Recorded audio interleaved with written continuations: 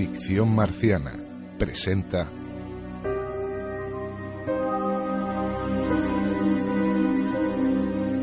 ¿Qué fue eso? Un relato original de Fitzjames O'Brien.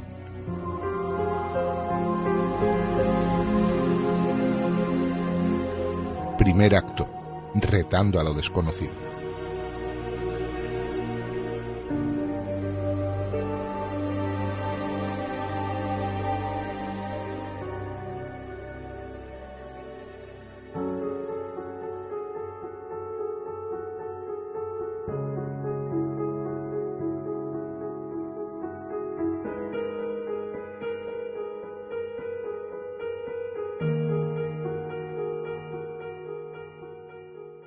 Acepto de antemano el escepticismo, la racionalidad, incluso el desprecio. Y no entraré en si los incrédulos ante mi relato, u otras historias de su misma índole, hacen gala de una honesta postura científica, o en realidad rechazan lo sobrenatural por puro miedo, porque se sienten más cómodos en un mundo donde ciertos horrores no tienen cabida. Me limitaré a narrar los hechos tal y como yo, llámeme Harry, los experimenté. Y no fui el único.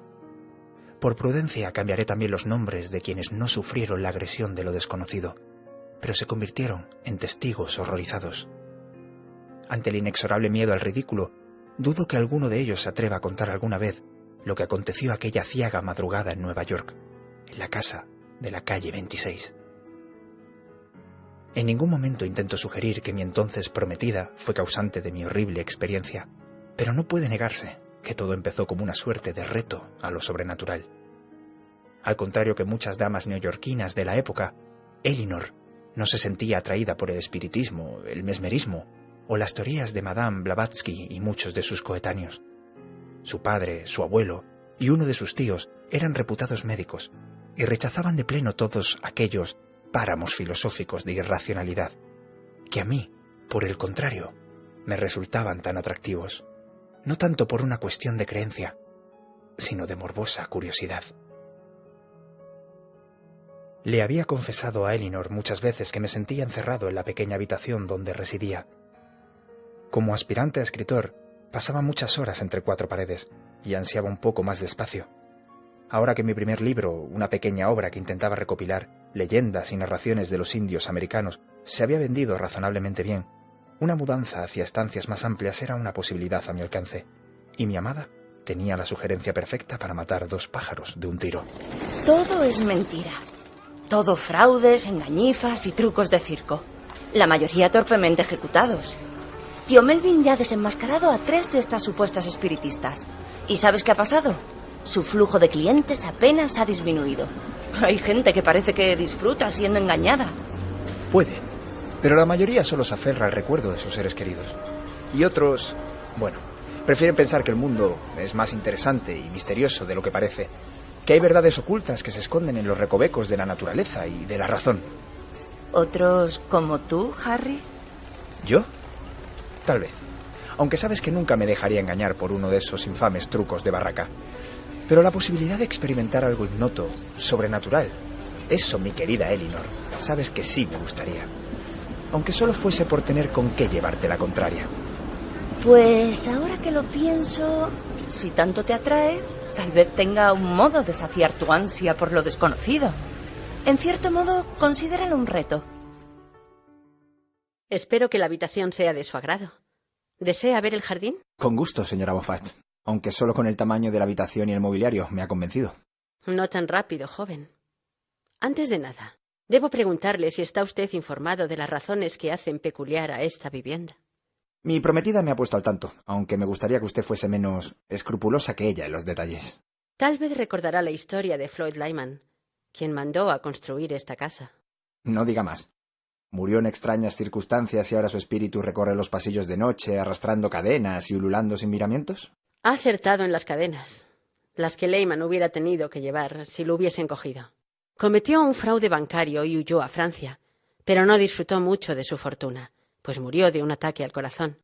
Su viuda fue desalojada y se procedió a poner en venta el inmueble, pero antes de que llegase la primera oferta, el matrimonio, que quedó al cuidado de la propiedad, se marchó presa del pánico.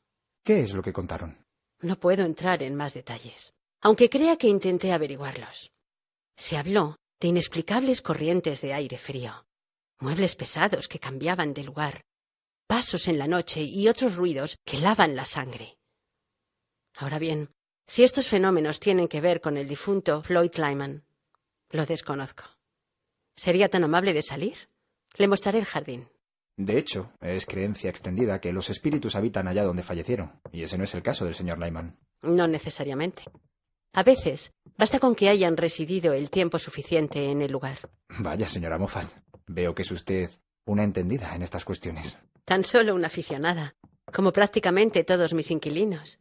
De no ser así, ¿qué clase de caballeros aceptarían residir en una casa encantada? 2 de ellos están ahora en el jardín. Se los presentaría. Pero creo que será mejor que se presente usted mismo. Le aseguro que son muy educados. El jardín seguro había vivido tiempos mejores, pero tenía su encanto.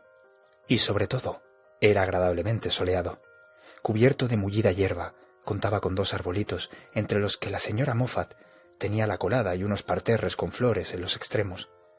Y en el centro, una vieja pero robusta mesa rodeada de asientos de dispar origen, donde 2 caballeros disfrutaban el sol de mediodía, uno leyendo y el otro recostado y en estado de aparente sopor. Ambos se incorporaron a mi llegada y me tendieron la mano como recibimiento. De no ser por usted, me habría quedado dormido. Víctor Sunderland, para servirle. Me presenté y estreché la mano a Víctor, un orondo y rubicundo cuarentón de ralo cabello rizado. Seguidamente la tendí al inquilino cuya lectura acababa de interrumpir. Martin Hesselius. Encantado. Caramba, doctor. Espero que no sea té verde lo que hay en esa taza. Abe Hammond, pues así se llamaba realmente mi interlocutor, carcajeó complacido, y yo tuve claro que acababa de descubrir una mente afín. Por supuesto, se refería a Martin Hesselius, el detective de lo desconocido que protagonizaba In a Glass Darkly, un volumen de relatos de terror gótico escrito hacía ya unos años por el irlandés Sheridan Le Fanu. Y mi referencia al té verde tenía que ver con el primero de aquellos cuentos. Confiéselo, Harry. Si como parece es usted el nuevo inquilino, ha venido al reclamo de presencias etéreas. Por su forma desenfadada de referirse al tema, asumo que ustedes aún no han disfrutado de ninguna. No es ningún secreto. Llegamos por los fantasmas, pero al final nos quedamos por el jardín. Donde de lo que menos se habla es de fantasmas. Créame, Harry, a veces nos sentimos un poco estafados, pero lo llevamos bien. Este sol ayuda. Le garantizo que antes de la cena verá todas las sillas ocupadas y olvidará el hambre por lo interesante de la conversación. ¿De verdad no han experimentado nada extraño? Todo dentro de una razonable explicación científica. Ventanas mal cerradas, ratones o la acción de los cambios de temperatura en los materiales de construcción. Hemos oído que 2 inquilinos se marcharon aterrorizados, pero apuesto a que fueron presas de su sugestión. O'Hare, el sirviente, dice que en cierta ocasión estaba desvistiéndose en sus aposentos, ya bien entrada la noche, cuando oyó un soplo y su vela se apagó, dejándole a oscuras. Cuenta que sintió que alguien más estaba con él en la habitación, pero es bien sabido que O'Hare empina el codo en demasía. Apuesto a que antes de que se apagara la vela, la veía doble. Seguro. Disculpe, Hammond. Eso que veo sobre la mesa es El lado oscuro de la naturaleza, de Catherine Crowe. Un compendio de relatos de terror, algunos nacidos de la propia imaginación de la escritora inglesa y otros crónica de supuestos hechos atemorizantes, entre los que se encontraban poltergeist, posesiones demoníacas y doppelgangers. Había sido un hito literario, pero aquella afición por lo macabro llevó a la señora Crowe al trastorno mental. ¡Shh! En voz baja, Harry. Si nos delata no le haremos partícipe de nuestro infame acto criminal. ¿Dónde y cómo lo ha conseguido? Está absolutamente agotado. Se lo escamoteamos al señor Silver cuando se va a trabajar a su bufete.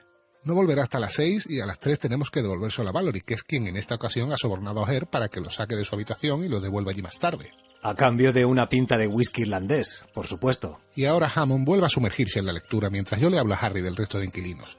Me he quedado a la mitad del crimen de Camden Hill y Valerie se lo ha pedido para las 3, así que sea un buen camarada y lea rápido. Caballeros, el almuerzo estará en 20 minutos. Gracias, señora Moffat. Maldición, Hammond, ¿no puede leer más deprisa?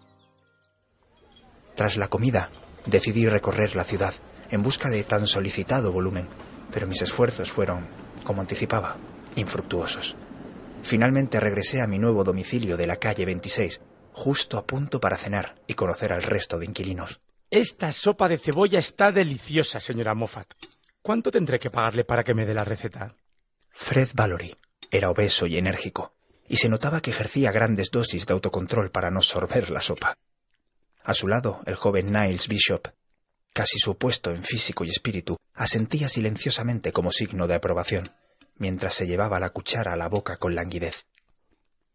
Me bastó compartir una cena con el famoso señor Silver. Demasiada sal para mi gusto. Con sus rasgos ratoniles, su reducida estatura y sus pequeños detalles de mezquindad, para entender por qué los demás se tomaban tan poco en serio el respeto a su propiedad. Sin duda, era el blanco perfecto para que unos caballeros conspiraran contra él, sin remordimientos y con cierta traviesa complacencia. El jardín nos espera, amigos. Cojan su tabaco y espirituosos mientras yo busco una silla para Harry. Faltaba aún una hora para el ocaso, y la brisa que llegaba por el río, desde las colinas de Weehawken, nos traía un aire puro, que vivificaba el espíritu, casi tanto como el coñac, con el que Sunderland decidió obsequiarnos para celebrar mi llegada. Discutimos brevemente acerca de la posible anexión de Hawái, antes de abandonarnos a nuestros temas favoritos, que dominaron el resto de la velada. Vamos, Bishop. ¿Vampirismo? Puedo aceptar determinados fenómenos singulares, pero todas esas historias sobre chupadores de sangre no son más que leyendas. Leyendas que perviven, con sutiles diferencias, en culturas de todos los rincones del mundo. Sobre todo en Europa. En el Nuevo Mundo estamos a salvo de esa clase de horrores, ¿verdad? A no ser que tomen un barco. Ojalá fuera cierto. Pero tengo referencia de un caso ocurrido en Maine. Perdone que le interrumpa, Bishop, pero acerca de lo del barco, ¿no se supone que los vampiros tienen miedo al agua? ¿Cree que se atreverían a cruzar todo un océano? Para ser exactos... Y ahí podría estar la clave, caballeros. Olvidémonos de los vampiros seductores de Stoker y Polidori y volvamos a las viejas y repugnantes criaturas de las que hablaban los cuentos populares. Seres violentos, feroces, con ojos desorbitados y bocas de las que colgaba una baba sanguinolenta, que además tienen miedo al agua. ¿A qué les recuerda todo eso? ¿A la rabia? Bien por usted, Harry. El atávico miedo al rabioso, común a todas las culturas, convertido en mórbida leyenda. Hablamos durante casi 3 horas. Hablamos de doppelgangers, lugares encantados y el fraude de las hermanas Fox. Y yo tuve mi oportunidad de brillar con mis conocimientos sobre la rica mitología de los indios del frío y lejano norte. Para entonces, Bishop, que practicaba una severa rutina de sueño, fue el primero en retirarse. Valory también acabó vencido media hora más tarde, pero por el coñac, tras beberse él solo casi la mitad de la botella. Sunderland, sintiéndose quizá culpable, se ofreció a acompañarlo a su habitación. Debían ser ya más de las 10, pero Hammond y yo nos resistíamos a dar por finalizada a la velada. El bueno de Valory parece aficionado a practicarlo todo en exceso. No crea. Valory es casi siempre escéptico, a veces incluso maleducado en su racionalismo. Y sin embargo, ¿no ha observado que tras narrar Bishop la historia del internado de Delaware, nuestro orondo amigo empezó a beber con más brío? Valory nos comentó en su día que pasó meses en una de esas instituciones. Veo por dónde va. En toda historia de terror, quienes se preparan para el encuentro con lo desconocido hacen buen uso de sus petacas. ¿Cree que le pasó algo en aquel internado? Es posible. El alcohol nos provee de cierta confianza, en la guerra, en el amor, y desde luego, frente al miedo a lo incognoscible. Al contrario que otros paraísos artificiales que no conviene mezclar con estos temas. ¿La marihuana, por ejemplo? Yo me refería más concretamente al opio. Mi expresión facial debió traicionarme, porque al rostro de Hammond asomó una sonrisa cómplice. Mi interlocutor acababa de referirse a mi vicio secreto, que había logrado ocultar a mis escasas amistades, y huelga decirlo, a mi querida Elinor. Se lo ruego, Hammond. Tranquilícese, Harry. Por su aspecto medianamente saludable, dudo que sea usted uno de esos ociosos caballeros que pasan horas persiguiendo al dragón. De hecho, nunca he pisado uno de esos antros, aunque sé que hay más de uno en la ciudad. Lo tomo ocasionalmente, en pequeñas dosis, y lo compro a un boticario del Lower East Side. Ah, Gibson. No es de fiar. Con decirle que antes mercadeaba en el Bowery, su género no es de calidad, y sus consejos aún menos. ¿Lo conoce? Tengo referencias de él.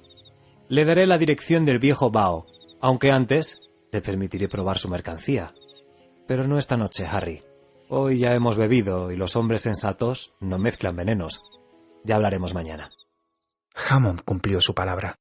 Al día siguiente, tras la cena, nos retiramos a su habitación, que era un poco más amplia que la mía, y nos acomodamos en 2 viejos, pero confortables sillones. Hammond preparó 2 pipas de tabaco de Virginia, mezclado con la taquia, y añadió 2 pequeñas bolas de opio en el centro. Puede estar tranquilo. Un médico amigo mío, también cliente de Bao, y considerando la calidad de su opio, ha dado con la dosis perfecta para poder disfrutar de los efectos de un modo que no enturbie demasiado la mente y no impida mantener una conversación. ¿Con qué frecuencia lo consume? Acostumbro a reservar mis ágapes para las noches de los viernes, pero hoy haré una excepción. ¿Y qué ágape para la mente fue aquel?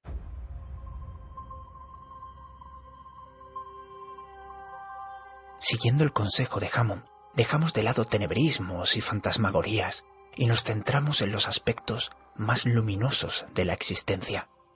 Mi amigo se encargó de llevar casi todo el peso de la conversación, narrando historias de sus muchos viajes por el Mediterráneo y Oriente Medio, sin escatimar en ricos detalles. Las catedrales góticas españolas. Tamaña majestuosidad te hace replantearte el ateísmo y entrar en comunión espiritual con la vieja piedra. La belleza de las mujeres latinas, tan solo comparable a su carácter. Los palacios renacentistas italianos, las ruinas griegas en las cálidas noches de verano, el Bósforo y la vieja Constantinopla. Los sonidos y las fragancias eran evocados en mi cerebro. La experiencia olfativa de entrar en un zoco no tiene parangón. Los olores de las especias, las maderas. Hay que sobreponerse a una cierta estupefacción de los sentidos, pero poco a poco van delimitándose las esencias. Y la comida, amigo mío. Cuando te has deleitado con esa cornucopia de manjares y vuelves a casa, todo te parece tan insulso como las gachas de avena. ¿Y el estómago de un educado caballero norteamericano no se resiente? Teníamos un trato, Harry. Concentrarnos en temas agradables. Se ensimismó en su descripción de las muchas maravillas arquitectónicas del enigmático Egipto, donde residió 8 meses, mientras desarrollaba un encargo como ingeniero. Es verdad aceptada entre los visitantes occidentales que los guías egipcios gozan de una imaginación portentosa. Por no decir que son unos redomados y entrañables mentirosos. Pero cierto detalle del mío me lo llegó a confirmar un coronel del ejército británico. El abuelo de Sadiki había acompañado al mismo Napoleón Bonaparte a la Gran Pirámide. Por desgracia, ahí olvidamos la premisa que Hammond había sugerido con tanto empeño, pues acababa de darme pie para la pregunta que cualquiera con un mínimo conocimiento sobre la historia y el misterio hubiese hecho ante tal estímulo. ¿Es cierto lo que cuentan? Ya sabe. Así lo afirmaba Sadiki, que su abuelo advirtió a Bonaparte de que aquello era una imprudencia, que sólo los saqueadores más temerarios se atrevían a entrar de noche en la Gran Pirámide. Pero el corso lo hizo. Y sí, salió con el rostro blanco, sudoroso y presa del espanto. No pudo o no quiso dar detalles. ¿Qué pudo ver? ¿Qué causaría semejante pavor en un alma que vivió el terror de la revolución y la crueldad de tantas batallas? Prefiero no saberlo. Pero una anécdota así deja claro que ningún ser humano, por muy valiente o extraordinario que sea, es inmune al miedo. La cuestión es...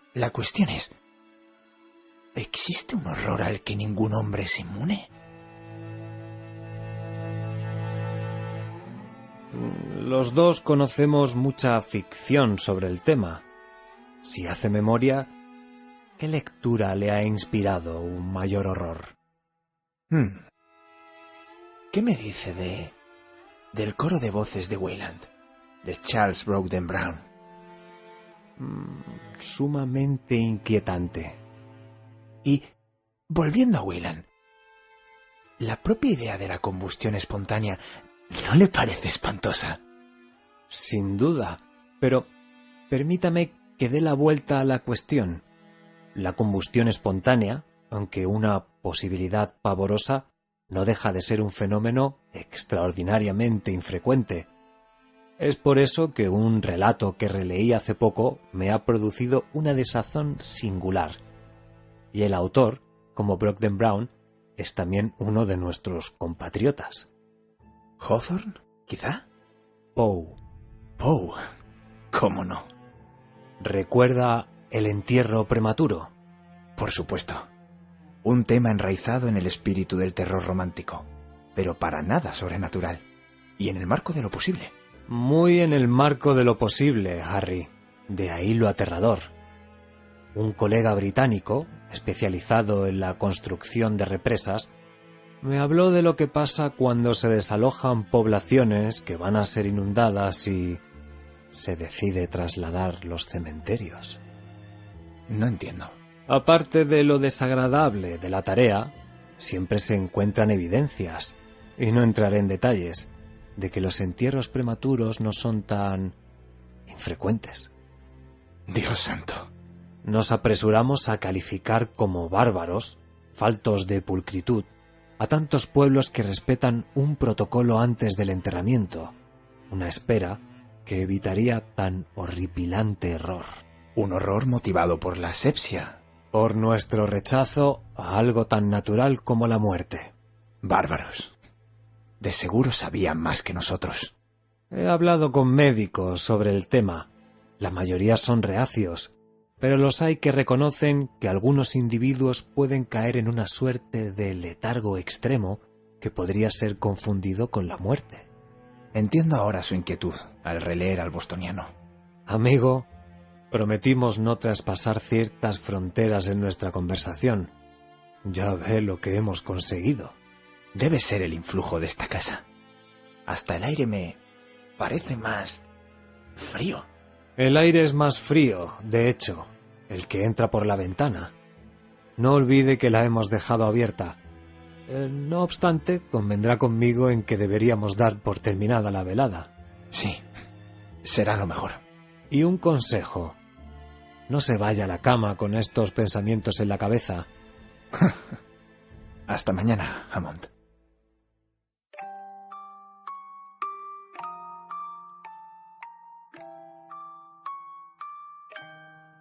Apenas llegué a mi habitación, me apresuré a desvestirme. Aún sentía los efectos del opio, y ahora me invadía una dulce somnolencia, una vaporosa cortina tras la que acechaban los horrores a los que, imprudentemente, habíamos abierto la puerta al final de aquella noche.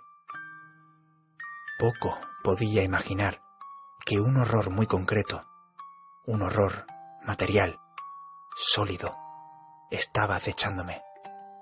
No en los rincones de mi mente, no, sino justo en mi propia habitación.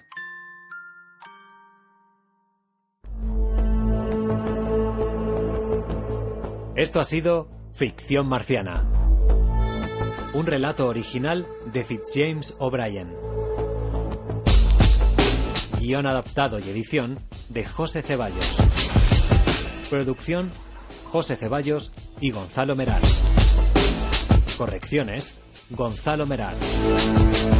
Con Sergio Milán como Harry, Salvador Bosch como Hammond, Beatriz Melgares como Elinor, Montse Peiró como señora Moffat, Igor Estevez como Valory, Marcos del Reino como Bishop, José Ceballos como Sunderland e Iván Rodríguez como Silver. Diseño de sonido José Ceballos. Música de The Story Shop, Manrique de Lara BD Productions y Allen Gray.